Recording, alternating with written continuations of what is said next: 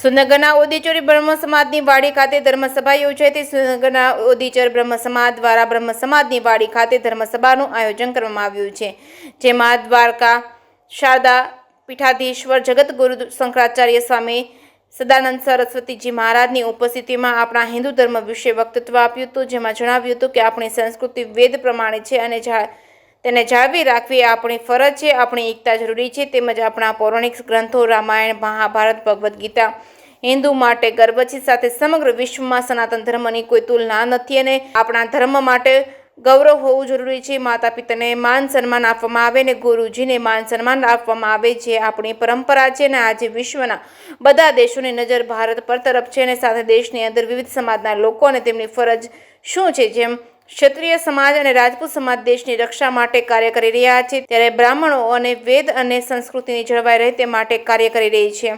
જે કે સિંહ ગુજરાતી સાથે મહેશ ઉતરિયા, સુરેન્દ્રનગર।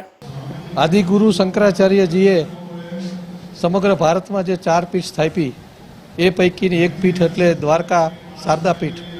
એ દ્વારકા શારદા પીઠના સ્વરૂપાનંદજીના શિષ્ય અને 19મા શંકરાચાર્યજી સદાનંદ સરસ્વતીજી આજે અહીંયા અવધીચ બ્રહ્મ સમાજ સુરેન્દ્રનગરના નિમંત્રણને માન આપીને પધાર્યા હતા।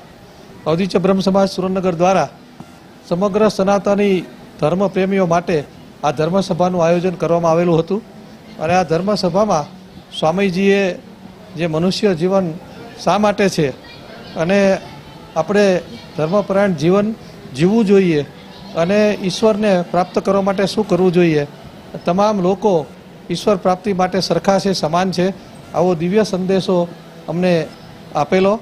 આ સાથોસાથ અમારા બ્રહ્મ સમાજના આગેવાનો એવા શ્રી યજ્ઞેશભાઈ દવે, શ્રી અશ્વિનભાઈ ત્રિવેદી, શ્રી ગિરીશભાઈ ત્રિવેદી, અનિલભાઈ મહેતા, દીપેનભાઈ દવે એડવોકેટ અને દેવાંગભાઈ ભટ્ટ જેવા મહાનુભાવો પણ ઉપસ્થિત રહ્યા હતા। લગભગ સમગ્ર બ્રહ્મ સમાજ પેક થતાં 1200-1500 જેટલા સનાતન ધર્મી પ્રેમી ભાઈ બહેનો હાજર હતા। મને જણાવતા આનંદ થાય છે કે તમામ સમાજના લોકો આમાં ઉપસ્થિત રહ્યા અને સ્વામીજીનો જે દિવ્ય સંદેશ છે એ પ્રાપ્ત કર્યો અને આવી રીતે આ અવધીચ બ્રહ્મ સમાજ દ્વારા જે ધર્મસભા છે એ સમાપ્ત થઈ।